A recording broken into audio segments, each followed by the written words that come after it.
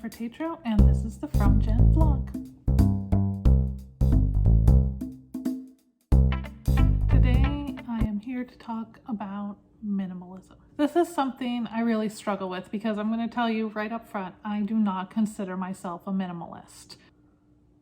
And yet, minimalism kind of goes along with my whole life philosophy. The idea of mindfulness and sustainability and slow living, those are things that all mesh really well with minimalism.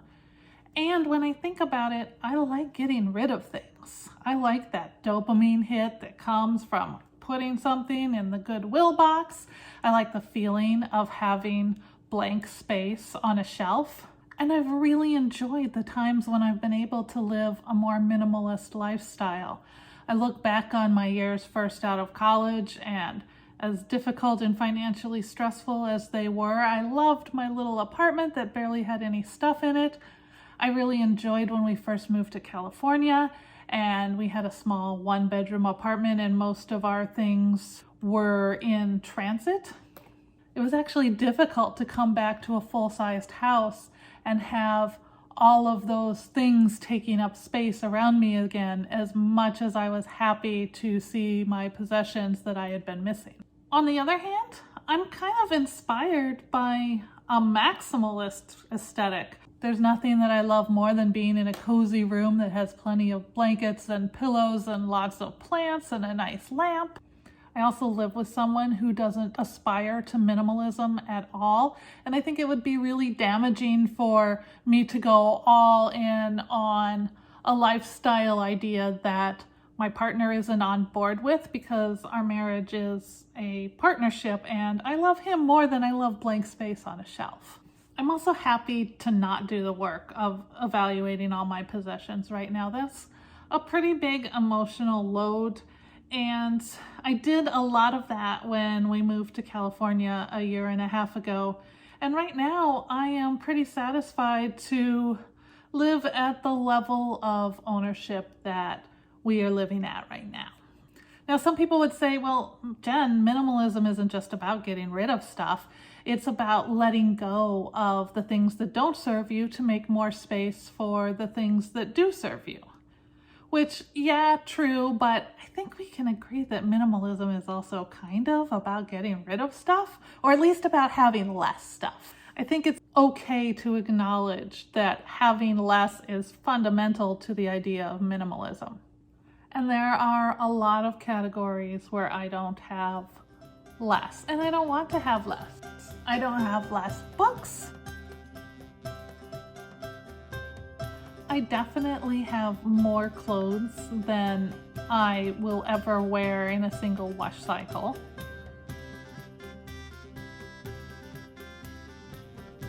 I have an awful lot of art on my walls, and I'm not interested in evaluating that art to see what I love the most and what has the most meaning to me right now. And I have those drawers like everyone does. I'd say in the end that my lifestyle is more minimalism adjacent than minimalist. And the reason I say that is that I do embrace some of the tenets of minimalism. I am very careful about what I bring into my house and what I add into my life for reasons of both sustainability and mindfulness. I really want to think about what possessions I add and make sure that they are going to be serving me in the future. I'm also, I will admit, more likely to purge than to save things. I don't like having things taking up space in my house that are not useful to me in any way, and I'm much more likely to get rid of something than to keep it just in case. And when it really comes down to it, the number of possessions that I own is shrinking rather than growing. But I do think our journey with ownership tends to be a curve, and we hit a point where we wonder, what am I going to do with all this stuff? Why do I have it, and what's going to happen to it when I'm gone? Still, I don't think that reasonably anyone with as much stuff as I have can call themselves a minimalist. And that's really where I'm going with this video. You don't have to be a minimalist or even be interested in minimalism in order to embrace slow living. You may find as you evaluate the things that are taking up space in your life that those physical objects also become part of the equation. And I think that's just part of the journey, but it doesn't have to be where you start. You can embrace slow living in any number of ways that do not have to begin with a KonMari sweep of your possessions. You might start with your time and how you're using your time best. You might start with your relationships and how those relationships are draining or energizing to you. You might start with your food and whether the way you consume your food and what you consume is really nourishing you in the full way that you would like. Slow living and minimalism do have a lot in common because they're both processes of editing and evaluating and deciding what's meaningful to you and prioritizing those things, but they are not one and the same.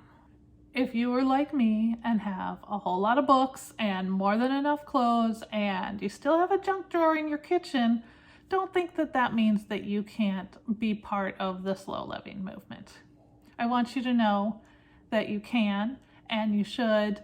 It only takes really small changes to influence your life for the way better. So don't think that you have to take all of your books off the shelf and evaluate them, or pull everything out of the attic, or clean your whole garage to live a more purposeful life. You do not. You do one thing at a time. You take one step at a time, and eventually you realize that your life has become the life that you wanted to be leading all along. And that's all I have to say today. If you enjoyed this video, please hit that thumbs up button. And if you could subscribe, that helps me out an awful lot. I am a brand new channel and could use more subscribers in order to reach a bigger audience. You can also find me online at fromjenn.com. I have a Patreon at fromjenn, and on Instagram, I'm from_Jenn. I'm wishing you love and joy and all of those good things, and I can't wait to talk to you again.